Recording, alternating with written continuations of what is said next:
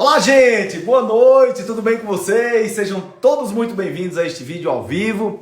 Vai chamando todo mundo que você conhece, chamando as pessoas em casa, chamando pai, chamando mãe, chamando tia, chamando sogra, todo mundo.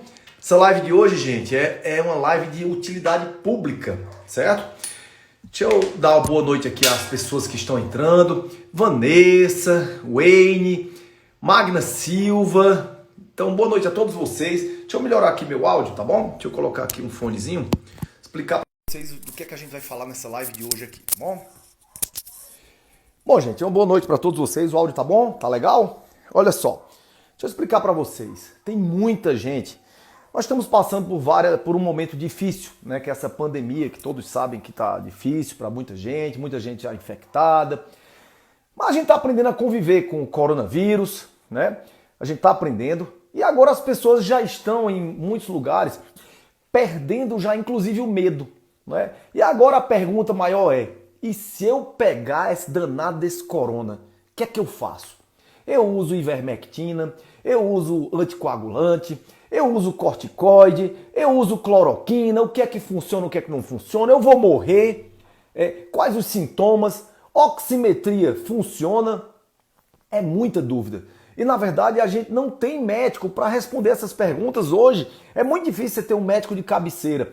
Então hoje eu tenho um convidado muito especial, pessoal. Um convidado muito especial. Eu vou apresentá-lo para vocês, tá certo? Eu estou trazendo hoje aqui uma pessoa que, além de ser... Eu vou arriscar dizer para vocês, eu não gosto de falar assim com muita propriedade, mas eu vou arriscar que é uma das pessoas que mais entende hoje da Covid-19 no Brasil e no mundo. É um cara que está atendendo todo dia, atendendo gente, tá certo? Atendendo gente com isso, internando na UTI, atendendo os colegas médicos por telefone e orientando. Foi ele que me deu orientação quando eu suspeitei que eu estivesse e que o meu filho também estivesse. Meu filho já está ótimo. Então, eu vou chamar vocês hoje uma pessoa que é formada, olha só, é meu colega de turma, meu amigo pessoal, né? Formou-se comigo há 22 anos atrás, na Universidade de Pernambuco. Ele é doutor em nefrologia pela Universidade de São Paulo, é PhD em nefrologia no Karolinska, eu acho que pronuncia assim, lá no Institute, Karolinska Institute, na Suécia. O cara é muito bom. Ele é clínico geral e nefrologista no HCOR, em São Paulo. E além de tudo, é um cara muito gente boa, muito humilde. E deixa eu falar uma coisa pra vocês.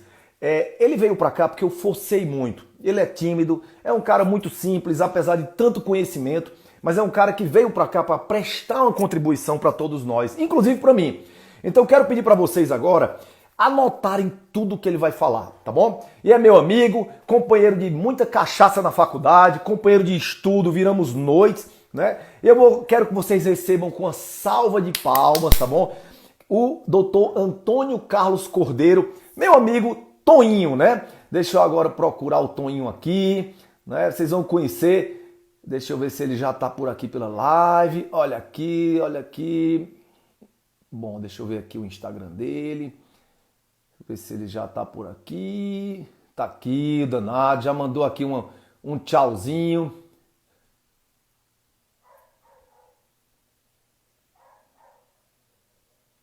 Deixa eu ver aqui. Vou mandar um convite para ele. Convite pra gente...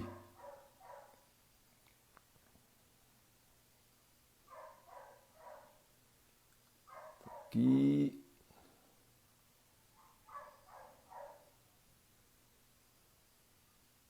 Por que tá dizendo que ele não pode participar?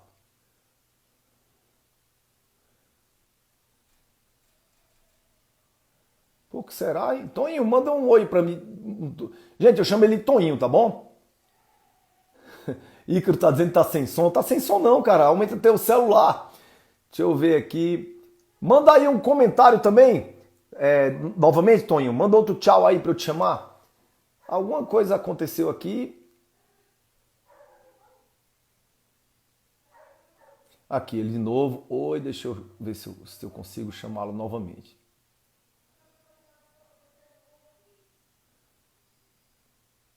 Opa, transmitir ao vivo com... Pronto. Já mandei. Ele deve estar entrando aqui agora, viu, gente? Toinho, rapaz! Fala, meu amigo. Todo banhado, rapaz, cabelinho de lado.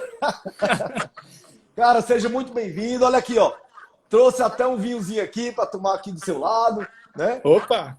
Como é que estão as coisas, cara? Tudo bom? Graças a Deus, tudo bem. Tudo muito estresse Tudo. aqui com o hospital, mas a gente volta em casa e consegue relaxar, né? Tá pesada a rotina, Toinho? Tá pesado? Tá bem pesado, bem pesado. É, cara. E você é um cara que a gente sabe que se dedica muito, é muito intenso, né? E aqui, cara, se sinta em casa, tá bom? Estamos aqui em casa. Faça de conta que você tá aqui. Não se preocupe com nossos colegas de turma que vão já entrar aqui e escrever um bocado de besteira da gente. Mas, Toinho, eu queria saber a primeira coisa, como é que tem sido sua rotina no dia a dia? Porque mudou muita coisa na sua rotina, eu acredito, desde que esse pesadelo começou nas nossas vidas. Exato. Começou de repente, né? Final de março, a gente estava se preparando, o Hospital do Coração montou um comitê de crise e a gente esperando, mas sem saber o que é que ia enfrentar.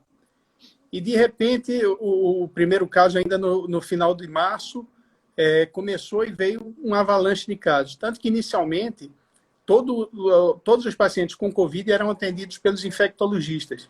A gente tem 2 equipes de infectologia lá. Essas equipes não foram suficientes para dar conta, entraram os pneumologistas, também faltou gente, e aí eles nos chamaram como clínicos para começar a atender. Né? E tem sido um crescente desde o final de março até agora. O Hospital do Coração já internou por volta de 250 pacientes com Covid. Né? Então, a experiência tem crescido bastante, só que tem sido muito estressante. Por outro lado, também é entusiasmante, porque a gente está aprendendo muito. Né? Ao longo de um pouco mais de um mês, a gente mudou bastante da forma de conduzir esses pacientes. E a gente está aprendendo dia a dia. É uma doença realmente que nos ensina, a cada dia, ela tem uma peculiaridade nova, ela se apresenta de uma forma diferente. O que eu tenho a dizer de bom é que eu acredito que é melhor você ter o Covid hoje do que ter há 40 dias atrás. A gente Olha hoje que coisa já boa, cara. Que notícia boa você está dando para a gente. A gente hoje já tem pelo menos uma linha de conduta, uma linha de raciocínio que tem sido posta em prática sistematicamente lá no hospital e que tem nos dado um resultado, né? E é isso que você me ligou um dia com bastante dúvidas e eu te passei o que a gente faz lá. Eu acho que a gente está agindo e está tendo um resultado satisfatório. O grande problema é que essa doença, além da doença física, ela está gerando uma doença mental nas pessoas. A pessoa fica em casa, trancada, há mais de 40 dias, não sabe quem está enfrentando, é um inimigo invisível, liga na televisão, vê um bocado de caixão, vê um bocado de gente morta e fica só esperando quando é que vai acontecer comigo, né?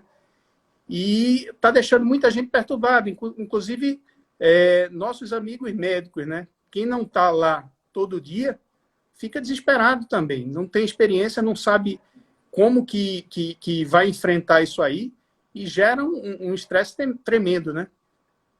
Tonho, quem está lá todo dia fica menos estressado, assim, tem mais segurança que a coisa não é tão feia ou se apavora mais? Não, eu acho que a gente ganha, quando a gente está lá na linha de frente, a gente tem que deixar a emoção um pouquinho de lado. Então, enquanto está lá, a gente tem segurança. Às vezes dá uma sensação de cansaço, realmente, porque quando nós pensamos que a situação está se estabilizando, vem uma nova onda e aumenta novamente o número de pacientes internados e, às vezes, cansa, né? Outro dia eu estava comentando com a Fabiane, minha esposa, puxa vida, é uma sensação, às vezes, de desesperança, né? Quando que eu vou sair disso aqui? Há 2 meses atrás, minha vida era completamente diferente. Agora a gente vê tudo fechado. Essa questão reflete também na parte econômica. Tem muito amigo que está passando por uma situação financeira complicada, porque está em casa, não consegue produzir. E isso agrava tudo, né? Como eu estou dizendo, além da doença Covid, existe uma doença mental, uma doença econômica mesmo, que está vindo com toda essa pandemia. Eu acho que talvez o maior desafio para a minha geração, a nossa geração, e a geração mais nova que está se formando agora, também para a geração mais antiga, né? Eu acho que nós nunca imaginamos que iríamos passar uma situação como essa. É ao mesmo tempo angustiante e empolgante, porque, de qualquer forma, estamos começando a fazer história, né? Daqui a um tempo isso aí vai ser história. Tonho, Cláudio Goulart está fazendo uma pergunta interessante. Como deixar de lado a emoção de lado, vendo os colegas de trabalho morrendo? Você já viu algum colega seu morrendo? Olha, graças a Deus, não. Lá no HCOR, aproximadamente 10% do pessoal que trabalha, então a gente fala em torno de 4.000 pessoas, entre médicos, enfermeiros, técnicos, fisioterapeutas, aproximadamente 10%, cerca de 400 pessoas já se contaminaram com o Covid, né? Graças a Deus, não teve nenhuma pessoa que morreu. Olha só que coisa boa, cara. Exato. Isso aí eu atribuo ao tratamento que o hospital tá dando, ao comitê de crise que foi criado e que recebeu, se preparou para receber o que estava por chegar, apesar de ser um inimigo desconhecido, estava preparado. E ao desenvolvimento dia a dia. Nós temos reunião dia a dia do comitê de crise, nós temos toda segunda-feira uma discussão de casos clínicos, então isso está fazendo com que a gente comece a evoluir e ainda bem que eu não perdi nenhum amigo, nenhum conhecido, ninguém do hospital faleceu. Uma outra coisa que pesa muito nisso aí é que o hospital está internando qualquer servidor, tá? Desde o médico até a pessoa mais humilde, o funcionário mais humilde, está tendo todo o tratamento. E eu acho que isso é fundamental no Covid. O que a gente vê de gente falecendo é por atraso no tratamento. Tá? E então, daí vem a questão... Pode falar. Não, isso que você está falando é muito importante. O atraso no tratamento é o que é uma das coisas... Você sempre fala isso, né, Tonho? Exatamente. A gente não pode atrasar. A gente tem que ser agressivo desde o início. Tá? Não é todo mundo que vai precisar internar. Mas quando vai precisar, ele tem que ser internado logo. E daí vai a importância, assim, essa quarentena está sendo dolorosa, mas eu acho que ela é importante porque aqui em São Paulo nós já estamos com praticamente 90% dos leitos de UTI ocupados. Tá? 90%? Então o que acontece é que se todo mundo ficar doente ao mesmo tempo, a gente não vai ter como tratar ninguém adequadamente. Gente, só lembrando ao pessoal aqui, gente, Toninho mora em São Paulo, viu? Trabalha lá no HCOL, o pessoal está perguntando, viu, Toninho? Uhum. Toninho, e depois de todos esses dias, qual a sua experiência com a Covid? Você acha, parece uma coisa meio, uma pergunta simples, mas assim, você acha, as pessoas podem, na sua experiência, é uma gripezinha, é uma doença séria ou é um bicho de 7 cabeças? Tem como classificar isso? Não é uma gripezinha de forma nenhuma, tá? É uma doença extremamente séria. Infelizmente, foi levada com descaso por muitas pessoas no começo. Né? Eu acho isso uma pena, uma temeridade, isso que aconteceu. E, assim, o que acontece é que, das pessoas que vão se contaminar com o vírus, aproximadamente 80% a 85% vão ter uma forma extremamente leve, ou não vão ter nem sintomas. Tá? 80% a 80%? Por volta de 80%. 15%... A gente pode dizer... Pode sim, falar. 15%? Não, 15%. 15% vai ter uma forma um pouco mais séria, que precisa de internação. Tá? E as pessoas vai podem... ter uma forma catastrófica. 5% mais ou menos, né, Toninho? 5%. Toninho, Sheila Bond. Antônio, isso aqui é brincadeira, né? Você lembra de mim lá da Mário Belo? Isso aqui deve ser os nossos amigos lá de Recife. Deve ser o pessoal de Recife tirando onda, viu? Então, me diz uma coisa. As pessoas estão em casa agora. Primeiro, gente, eu queria... Você está gostando da live? Tá excelente. Live de utilidade pública. Compartilha, manda um aviãozinho para todo mundo que você conhece, para a gente atingir 1000 pessoas, tá bom? E vai dando coraçãozinho para subir para essa live o Instagram mostrar mais. Mas, Tonho, quais são os sintomas mais comuns? Como é um caso típico que você olha assim e diz, cara, tá cara de coronavírus, tá cara de Covid-19? Eu acho essa informação extremamente importante. Eu estava conversando outro dia com a minha esposa. Com a situação do jeito que está, qualquer sintoma gripal a gente tem que ter como primeiro diagnóstico o Covid. Tá? Então, Qualquer sintoma gripal. Qualquer sintoma gripal. Porque a doença está espalhada. Mas nem todos os pacientes vão ter Covid. Eles podem ter uma gripe mais simples e podem ter, inclusive, o H1N1, que é uma doença que pode ser extremamente grave.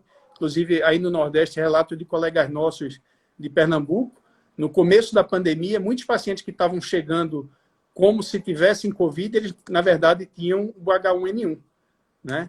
Então, os sintomas são muito similares. Mas, diante do grau de transmissibilidade desse vírus, eu acho que todo mundo que tem algum sintoma gripal deve pensar em, assim, tem que excluir que esteja com Covid. Sintomas mais comuns. O mais comum é febre, tá? Em geral, uma febre mais baixa, 37,8, 37,9. Algumas pessoas não chegam nem a ter febre realmente, fica temperatura entre 37,3 e 37,5. Tá? Um outro sintoma extremamente comum é fadiga. Então, as pessoas se queixam de um cansaço tão grande que até lavar um prato gera um desconforto incrível. A pessoa tem que se deitar para descansar, que não aguenta. Tá? Tosse seca é muito comum também. Falta de apetite. E aí vem outros sintomas, como diarreia, náuseas e vômitos, coriza, dor de garganta. Tá?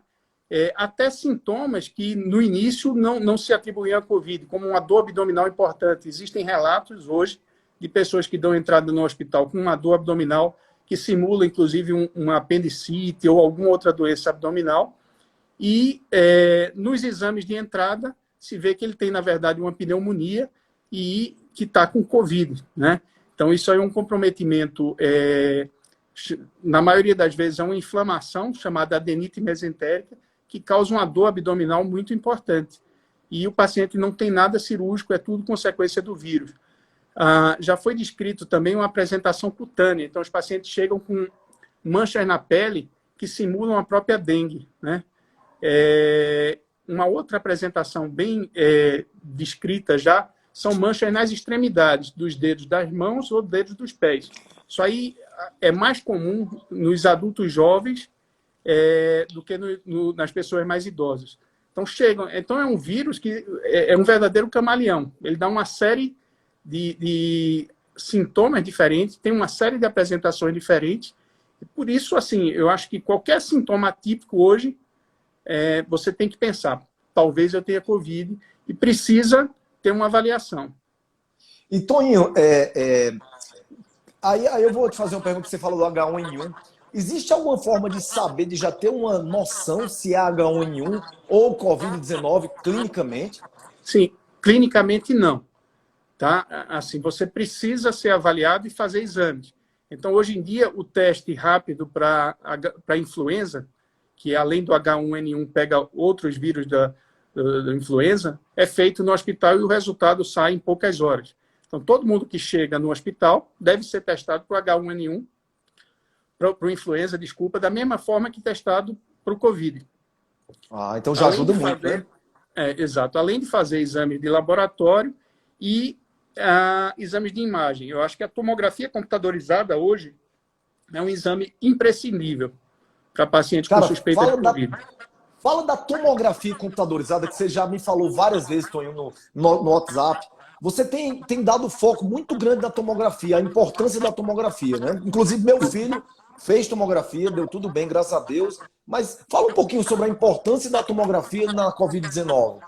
Aí eu acho melhor a gente começar a falar a respeito da evolução do Covid-19, dos testes diagnósticos que são feitos, né? Que também muita gente se confunde com isso aí. Sim. Então, o que a gente sabe é que o período de incubação, aquele período em que você tem um contato com alguma pessoa que está doente e o vírus entra em você e ele começa a se reproduzir, esse tempo é, em média, de 5 a 7 dias. Então, você teve contato com alguém doente, em média, de 5 a 7 dias, você vai começar a desenvolver algum sintoma. Tá? E aí, a quantidade de vírus no seu organismo vai aumentando, até que ele chega num limite tal que é mais fácil de ser detectado.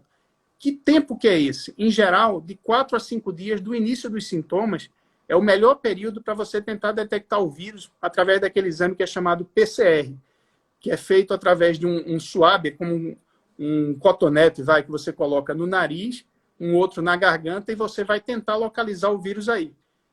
Esse exame tem mais chance de ser positivo quanto mais vírus você tem. E o período em que você tem mais vírus no organismo é após aproximadamente 4 a 5 dias do início dos sintomas. Mas aí eu ressalto que, apesar de você pegar na melhor fase, a sensibilidade desse teste, quer dizer, a chance de você, tendo o vírus, você ter o exame positivo para o vírus, é de 73%. Então, aproximadamente 30% das pessoas contaminadas podem ter o primeiro exame negativo. Tá? Daí a importância, e hoje a gente vê muito isso, o paciente chega no pronto-socorro, ele faz o PCR para o COVID. Hoje em dia, esse exame demora entre 24 e 48 horas. Agora, no HCO, eu acredito que dentro dos próximos 15 dias, a gente vai conseguir ter esse exame em 2 horas, vai facilitar muito.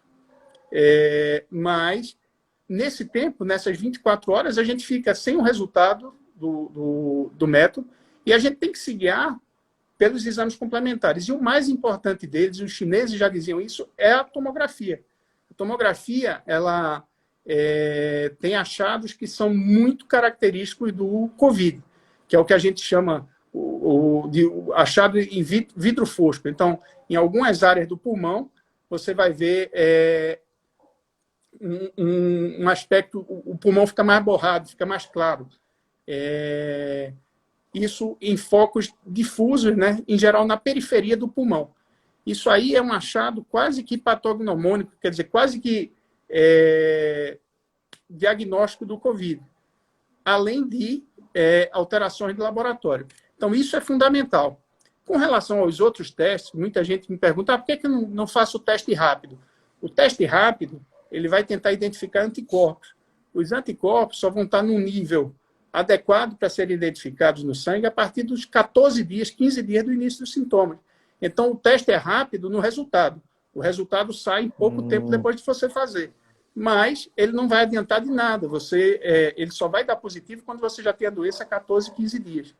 Ou seja, Além quando já está disso, curado, Toninho? Algumas pessoas vão estar evoluindo para a fase de cura, outros não.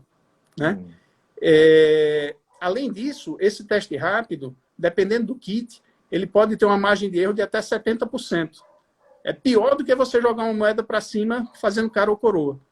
Tá? Então, um teste mais acurado seria a sorologia para a COVID, que é feito você retira o sangue da veia e faz no laboratório. Mas também ele só vai poder ter algum valor depois de 14, 15 dias, que é quando o teu organismo já formou anticorpos suficientes para tentar combater o vírus. Então, esse é mais um teste para você saber se teve contato e se existe a possibilidade de você estar imune ao vírus, porque nem isso a gente sabe.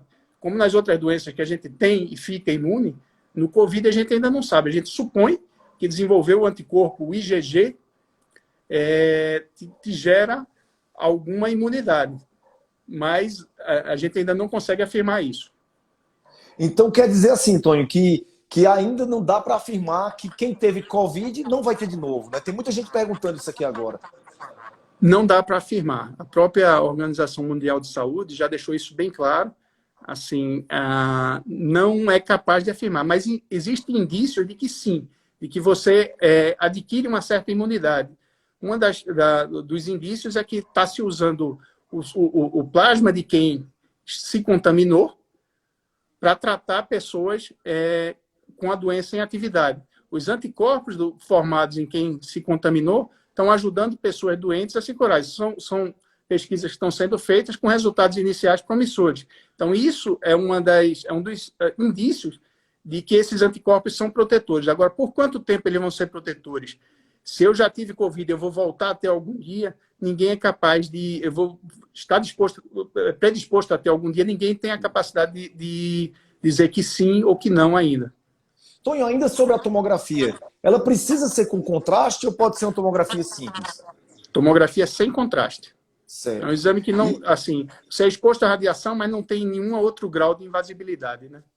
E precisa de controle dessa tomografia? Tipo, fez uma nos primeiros dias, precisa de outra tomografia no decurso da doença? Em geral, sim. A doença ela se caracteriza por mais ou menos 3 estágios. O primeiro estágio é o estágio da replicação viral, é exatamente aquele: você se contamina e o vírus começa a se reproduzir dentro de você.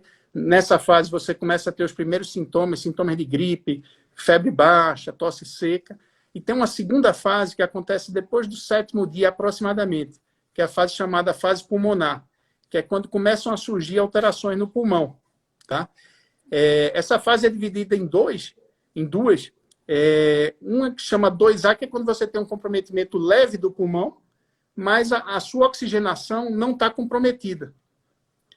O paciente começa a agravar se ele passa para outra fase, que é a fase chamada 2B, que é quando tem um comprometimento mais importante do pulmão e a oxigenação do sangue começa a se reduzir. Muitas vezes o paciente não tem sintoma importante, não tem uma falta de ar importante, mas quando chega no hospital, a saturação de oxigênio no sangue, medida por aquele aparelhozinho, o oxímetro de pulso, e também comprovada pela gasometria arterial, estão lá embaixo.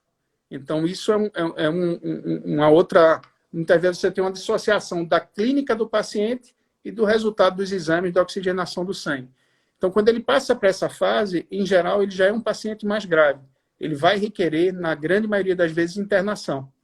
E depois tem uma terceira fase, a fase 3, é a fase que a gente tenta a todo custo evitar, que vem aproximadamente do 12º para o 14º dia, depois, que é uma fase de inflamação exacerbada. Nessa fase é que grande parte dos pacientes, quando entra, termina não tendo um desfecho bom. E no mínimo precisa de respirador nessa terceira fase, né, turma? Na grande maioria das vezes, sim. Porque o que acontece, o Covid ela é uma doença inflamatória. Então, o vírus penetra no teu organismo e o teu organismo começa a lutar com ele. Tá? E nessa luta, o organismo começa a ficar inflamado. E hoje em dia a gente ainda não é capaz de chegar para um paciente e dizer: esse vai ficar mais inflamado do que aquele. Isso aí seria uma coisa bem importante, a gente saber qual é o paciente que tem mais tendência a agravar. A gente ainda não sabe. Então, por que a gente precisa fazer tomografias e exames seriados? Exatamente para a gente identificar esse paciente e tentar tratá-lo antes, de forma mais agressiva, para evitar que ele vá para as outras fases. Então, o que está acontecendo em muito local é que o paciente chega com sintoma gripal, colhe um PCR para o Covid, e o médico diz: olha, vai para casa e só volta se você estiver cansado. Isso aí é um absurdo. Tá? Não pode voltar se estiver cansado. Você tem que evitar que ele fique cansado. Você tem que começar o tratamento que a gente tem como tratamento, que até isso é incerto, mas você tem que começar alguma ação para evitar que ele volte cansado. Né? O que eu estou vendo aqui em São Paulo, em muitos locais, a gente tem funcionários na clínica que não tem plano de saúde, e vão para a rede básica, e aí a orientação é só: olha, toma isso aqui, só volta se estiver cansado. O resultado disso aí é o que a gente está vendo todo dia na Globo e nos outros canais. Né? Muita gente aí perde aquele tempo, né? Perde o tempo de entrar. Agora, Tony, uma pergunta. Aí onde você está, vocês têm mais recursos e tem como fazer a tomografia. Numa cidade pequenininha, só a oximetria já ajudaria em definir esse padrão que está entrando nessa fase mais inflamatória? Ela ajuda, mas existe o risco. Muitas vezes você ainda mantém uma oximetria boa, mas você já tem um comprometimento pulmonar muito importante. Então, eu te diria que só oximetria não. Tá? Mas se você está numa cidade que não tem tomografia, como é a realidade do Brasil, é a realidade de muitas cidades, no mínimo um raio-x de tórax. Tá? A gente até recomenda locais que têm menos acesso, porque lá no HCO eu consigo fazer a tomografia no momento que eu quiser. Tá? Mas para locais mais difíceis, você faz uma tomo e faz um raio-x no mesmo dia. Tá? E aí você vai ver o grau de comprometimento da tomo e você vai ver o raio-x como está. Então, depois, se eu não consigo fazer a tomo, eu consigo repetir o raio-x e comparar um raio-x com o outro. Porque comparar o raio-x com a tomografia é impossível. Pelo menos você tem um parâmetro, né? Exatamente. Então, mas tem que fazer isso aí. Tonho, as pessoas estão curiosíssimas e elas estão perguntando que a ansiedade está muito grande. Qual o tratamento para a Covid-19? O que é que você tem visto na sua experiência? O que é que está funcionando? Qual é o protocolo? Apesar da gente saber que não tem comprovação científica, não tem. Mas o que é que vocês têm usado? O que é que dá resultado na sua experiência?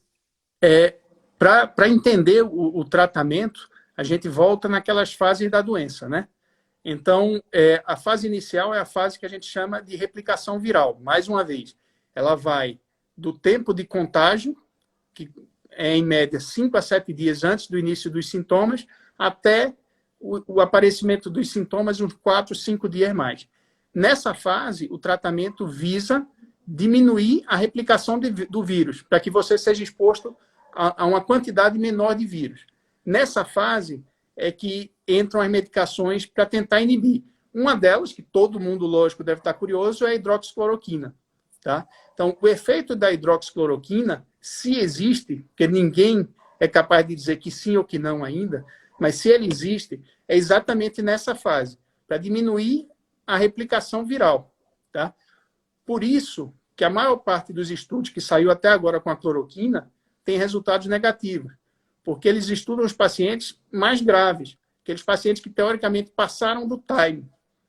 Existem estudos ainda, o HCO faz parte de um deles, que eu acredito que até o final de junho vai ter um resultado mais robusto, porque está sendo feito com metodologia científica adequada, para tentar identificar se a cloroquina é ou não capaz de reduzir a replicação viral. Tá? Enquanto a gente não sabe, eu, particularmente, tenho usado. Tá?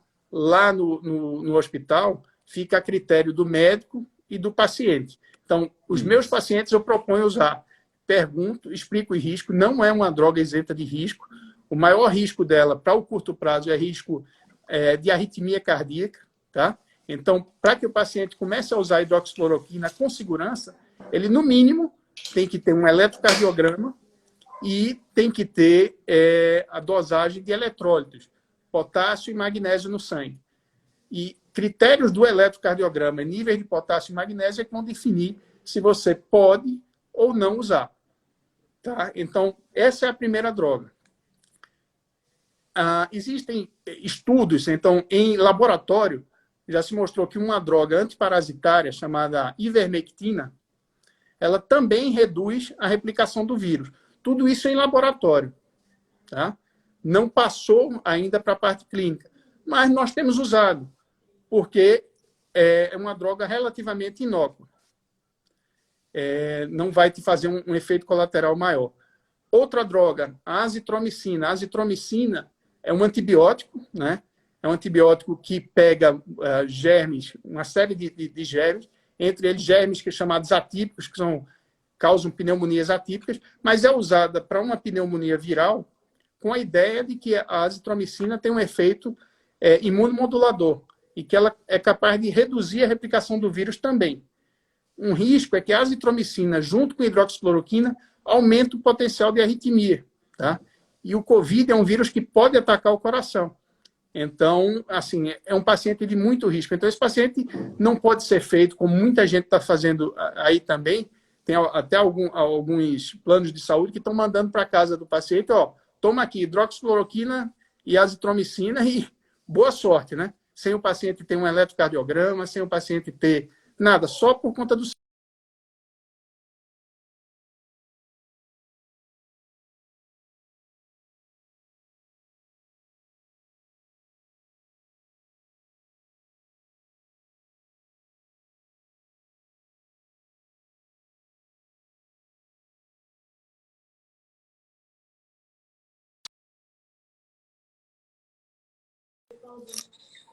Oi?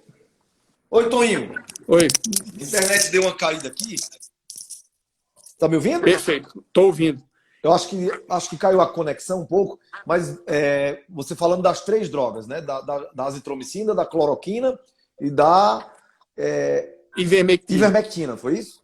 Exato. Isso. Então, a azitromicina ela é usada também com o intuito de reduzir a replicação do vírus. Além de tratar pneumonias atípicas, ela pode também ter um poder imunomodulador, regula o sistema imunológico e talvez iniba a replicação do vírus. Mas eu coloco sempre o talvez. Até agora, nada foi comprovado. Tá? Existem inúmeras outras drogas antivirais que são usadas no tratamento de AIDS, de hepatite, que estão sendo testadas também. Nenhuma tem um resultado ainda adequado. Mas a gente tem que usar alguma coisa e o nosso protocolo é esse. Nós, assim, nos nossos pacientes, nos meus pacientes, eu prefiro começar sempre com as 3 drogas. Tá? Isso seria para a primeira fase. Tonho, antes de ir para a próxima fase, só uma dúvida. Tem muita gente já tomando Anitta preventivo. O que você acha disso? É tudo muito empírico, né? Não acho que vale a pena, não tem nenhuma comprovação. O Anitta é uma outra droga que também, em laboratório, se mostrou inibir a replicação do vírus. Tudo em laboratório. Tá? Certo. Então, agora você tomar preventivo, assim, vai na sorte, né? Talvez seja o efeito placebo, né? O cara ficar tão confiante que faça bem por conta disso. E você usa Anitta nos seus pacientes? Não, a gente usa ivermectina. Certo. Aí pronto, o paciente foi para a segunda fase. O que muda nessa história? Em geral, quando eles chegam no hospital, eles já estão entrando na segunda fase. Fazem a tomografia e tem um comprometimento pulmonar já. Eles chegam no hospital, em geral, quando estão com 3, 4 dias de sintomas, a grande maioria dos pacientes. E aí já existe um comprometimento pulmonar. Então, nessa fase, além de combater a replicação do vírus, eu tenho que tentar tratar a inflamação que esse vírus está trazendo. Tá? Então, o Covid é uma doença que gera uma inflamação no organismo. Essa inflamação, entre outras coisas, gera trombose também. Tá? As moléculas que a gente chama de citocinas, que são geradas no momento da inflamação, elas são capazes de aumentar o risco de trombose. Então, os exames que o paciente faz quando chegam são tanto para ver o nível de inflamação, quanto exames próprios para avaliar o risco de formação de trombos. Nessa fase, a gente já começa a usar medicações para diminuir a inflamação, que hoje em dia são as medicações são o que a gente chama de anti-inflamatórios hormonais. São medicações da família da cortisona, que é um hormônio que nós produzimos. Né? Então, a gente precisa começar a cortisona, existem diferentes tipos de droga, mas nós começamos uma delas, que é a metilprednisolona. E ao longo desses 40 dias de tratamento, a gente tem visto que talvez essa seja uma das medicações que vai mudar o curso da doença. Então, nós estamos, inicialmente, quando o caso começou na China, era contraindicado fazer os corticosteroides nos pacientes. Não façam. Né? Hoje a gente vê, com a experiência também que veio da Europa, que essas drogas são muito importantes. E a gente tem feito em doses cada vez mais elevadas. Existe o risco. Essas drogas, elas baixam muito a imunidade. Tá? Então, assim, em geral, para fazer doses muito altas, o ideal é que o paciente esteja internado. Mas nós fazemos essas drogas e fazemos também os anticoagulantes da família da heparina. Tá? Foi visto, em uma série de estudos, já mostraram que essa doença tem um risco de desenvolvimento de trombos. Inclusive, muito do comprometimento pulmonar é por microtrombos. Tá? Então, assim, as drogas da família da heparina têm um efeito anti-inflamatório.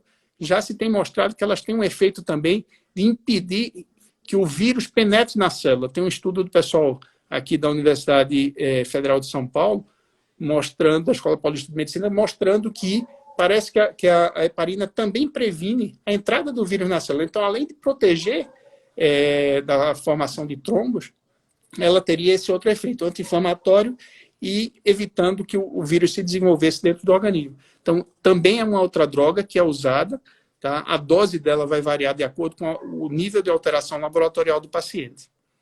Então, seriam essas as 2 drogas. Oi. O meu filho, por exemplo, estava usando corticoide em doses de 30 a 40 miligramas via oral em casa. O que você diz para as pessoas que estão usando corticoide em casa? Eu acho que viram vídeos. Pelo que você está falando e pelo que a gente sabe, essa terapêutica com corticoide, ela é intra-hospitalar, na verdade? Depende da dose. Tá? Para a gente fazer o que a gente chama da pulsoterapia com corticoide, doses muito altas, o paciente tem que estar em casa. Na atual situação do Brasil, tá? A gente tem usado para pessoas em casa nas formas mais leves e alguns nas Hum, formas moderadas, uma dose um pouco mais alta do que o usual, mas tem usado. Um exemplo, o enfermeiro da nossa clínica, da clínica de diálise, né, ele contraiu o Covid, ele não tem plano de saúde, ele não teve um atendimento adequado fora, e nós decidimos bancar o tratamento dele em casa, né? Bancar de que forma? Tá ligando, todo dia eu ligo para ele, eu vou orientando as medicações, e graças a Deus ele está chegando sábado agora, no 15º dia do tratamento, e começou a melhorar muito. E para ele nós usamos uma dose razoável de metilprednisolona oral, mas ele tomando em casa e controlando com exames. Ele faz exames, ele repetiu a tomografia privado, e diante disso a gente tem uma certa segurança de manejar. Agora, está tomando essas drogas sem acompanhamento nenhum em casa é temerário, é muito temerário. certo. Tonho, então, saiu da fase 2, algo a mais que pode ser usado na terceira fase? Alguma coisa? Ou é intubação e tudo? Existe a fase 3, né, que é chamada aquela fase de tempestade de citocinas. As citocinas são as moléculas inflamatórias. Hoje em dia, existem drogas que são usadas no tratamento das doenças do sistema imunológico, que a gente chama popularmente de colagenose, como artrite reumatoide, lúpus, que essas drogas, os corticosteroides são usados nessas doenças também, só que para casos mais graves existem terapias com drogas, a gente chama de anticitocinas, tá? Aí são drogas, em geral, com um custo muito elevado, com um nível de efeitos adversos bem importante, mas que tem mostrado um efeito extremamente promissor, né? Nós conseguimos, até foi um caso que eu apresentei na reunião clínica do hospital segunda-feira, um paciente que nós conseguimos evitar a intubação usando uma dessas drogas. E a resposta foi brilhante, tá? Só que é um tratamento que ainda não é coberto pelos planos de saúde, tá? Porque são drogas extremamente, como a gente chama, off-label, não são ainda liberadas para uso no Covid, como praticamente nada mas que tem ação bem importante, inclusive na literatura internacional, estão chegando cada dia mais trabalhos mostrando os efeitos benéficos dessa droga. Nós também estamos com um estudo em andamento lá, utilizando esse tipo de drogas. São drogas anticitocinas. Tonho, Tá? quando o paciente sai, que sai do hospital de alta, ele vai medicado com o que normalmente? Ele vai tomando o que normalmente? Se ele tomou cortisona por muito tempo, ele precisa continuar tomando por um certo tempo. Porque nós produzimos cortisona. Então, toda vez que eu dou cortisona para o paciente, o eixo do organismo fica desregulado. E nossas glândulas adrenais deixam de produzir cortisona numa dose suficiente. Então, se eu paro de uma vez, eu entro naquilo que se chama de insuficiência adrenal. Então, a maior parte dos pacientes sai com cortisona numa dose que vai sendo reduzida gradualmente até que ele pare de usar.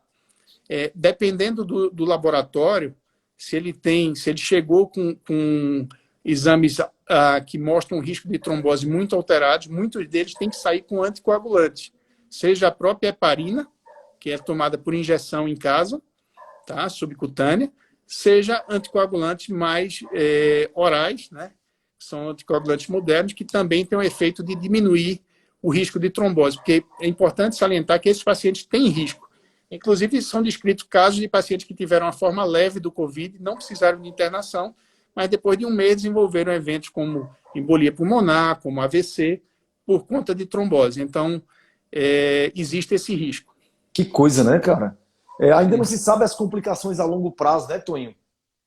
Não, ainda não se sabe. Inclusive, assim, até para a Andrea ver aí, foi publicado, ou vai ser publicado hoje, o estudo de um grupo brasileiro mostrando alterações retinianas pelo Covid. Cara, tu tá estudando demais, bicho. Sabe por quê? Ela me falou isso agora, às 5 horas da tarde. Dayan, tu acha que... Cara, tu já tá sabendo disso, rapaz. Tu tá animalesco, viu, Toninho? Tá pegando tudo no forno, cara. Toninho, agora a minha dúvida é o seguinte. Muita gente agora tá vendo você falar e tá dizendo assim, meu Deus, como eu queria ter um médico para me atender assim, na hora que eu precisasse.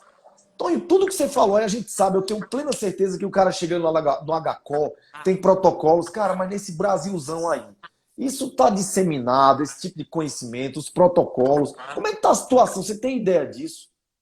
Não, eu não tenho ideia. O que a gente sabe é, no nosso grupo da turma, a gente tem colegas que estão em diferentes locais do Brasil, principalmente aí no Nordeste, e infelizmente, assim, não existe um protocolo rígido, tá? Cada local trata de uma forma diferente, o que é justo. Tem colegas que não acreditam e não usam cloroquina, azitromicina, e estão dentro da razão deles, porque não tem nada provado, tá? Mas, contanto que tem um acompanhamento de perto, estão fazendo muito bem. O que me deixa chateado é o que a gente escuta de muita gente chegar no hospital e dizer, olha, volta se estiver cansado. Isso aí é que realmente faz com que o paciente volte numa fase muito tardia. Então, não existe um protocolo aprovado no Brasil como um todo. A gente tem visto muita desinformação, tá? E realmente é difícil para pessoas em locais mais distantes terem acesso a um tratamento uniformizado. Por isso, Tonho, que é importantíssima a sua vinda aqui, para as pessoas divulgarem. Na verdade, eu acho que você está sendo até bonzinho dizer volta se estiver cansado. Tem muita gente recebendo a orientação assim, só vá se estiver cansado, cara. E aí, como é? O que a pessoa pode fazer nesse sentido? Suspeitou de Covid, qual a postura? Teve algum sintoma gripal? Não pode ir para o hospital com medo de pegar. Como é que fica o que é que você aconselharia para essas pessoas? Assim, os sintomas mais importantes são febre alta e falta de ar, tá? Então, esses dois sintomas, a pessoa tem que ir ao hospital. Certo. Não deve atrasar. Para Certo. todos os outros, assim, é importante ter um diagnóstico, ter exames, pelo menos um hemograma, exames que mostrem como está a função do rim, como estão as enzimas hepáticas, como estão os marcadores de inflamação. É importante. Sem isso, não tem como a gente tratar e dar um encaminhamento adequado. Não tem como. Ou seja, na Covid-19 terminou que ou existe uma diferenciação de quem pode ter um tratamento e quem não tem do mesmo jeito, né, Tonho? Então, eu vi o meu filho, tudo que ele teve acesso, todos os exames laboratoriais que você indicou para ele. Então, é uma pena, cara. A gente um dia ainda vai ter isso. E, assim, a Hélida Soteiro faz uma pergunta. Calafrio é um sintoma, Tonho? Sim, é um sintoma. Tem alguns pacientes que têm calafrios sem chegar a ter febre, e é um sintoma, sim, que pode estar ligado à Covid. Certo. Outra coisa, as pessoas estão comprando oxímetro. Eu queria que você explicasse um pouquinho o que é o oxímetro e se vale a pena ter em casa para poder você se monitorar. O que é que você acha disso? O oxímetro é um aparelhozinho que, em geral, você usa na ponta do dedo e ele te mostra o grau de saturação de oxigênio no sangue, né?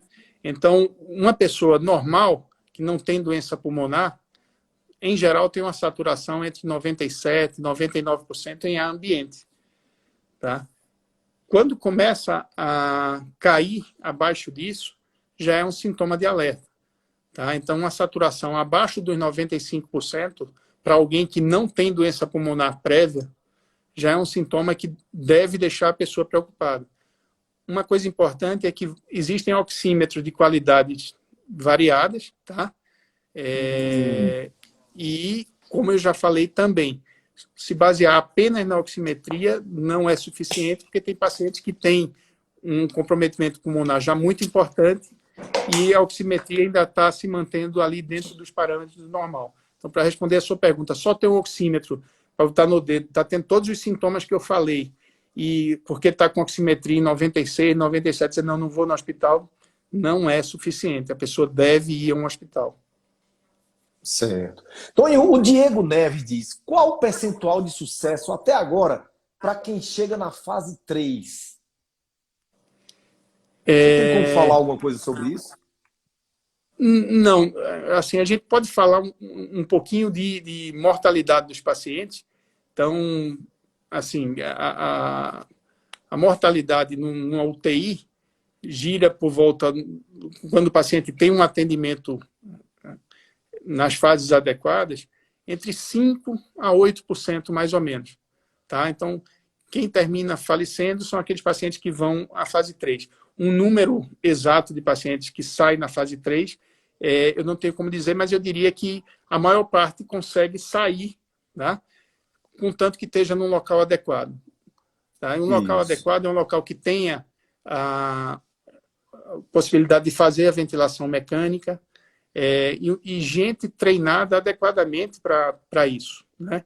Não adianta você ter o respirador e você não ter quem saiba lidar adequadamente com o respirador. Tá? Mas, Ainda tem essa, né, Tonho? infelizmente, nós não estávamos preparados para esse boom no Brasil, né? E no mundo mesmo. Então, o que a gente vê é gente demais necessitando, e aqui no Brasil como um todo, a gente tem respiradores que estão em unidades de pronto atendimento. E o pessoal sobrecarregado de trabalho, sem um treinamento adequado em UTI, tendo que conduzir esses pacientes. Então, o que eu diria que é muito mais difícil sair da fase 3 num local assim do que num local preparado. Tá? E é muito mais difícil sair quando você chega atrasado no hospital. A gente vê isso em comparação com bons hospitais públicos, hospitais de excelência, que têm mortalidade na UTI, que é quase o dobro dos hospitais privados. Tá? E, muitas vezes, os médicos do privado e do público são os mesmos, desses hospitais que eu estou me referindo, hospitais de excelência. O acesso às medicações é o mesmo, mas o paciente chega muito tarde. Sim. Tonho, a Dani Oliveira está perguntando: Somalgin cardio pode tomar? Tem muita gente sabendo que pode ser que seja preciso tomar um anticoagulante. E os antiagregantes plaquetários, Somalgin, AS, você acha que é o momento da gente começar a usar? Ou como é que você... não vão fazer o efeito. Na verdade, você tem que usar anticoagulantes, de preferência heparina. Tá? Fracionado ou não fracionado, aí não tem. Uma outra pergunta muito interessante, a Luciana está perguntando: deve-se a um médico particular ou direto para um hospital? Veja, da forma como os hospitais estão cheios hoje, se você tem um médico que já te conhece há mais tempo, que é capaz de conduzir um caso desses, eu iria primeiro no médico, até para que ele orientasse os sintomas, pedisse os exames que você pode fazer fora, não sem ir ao hospital.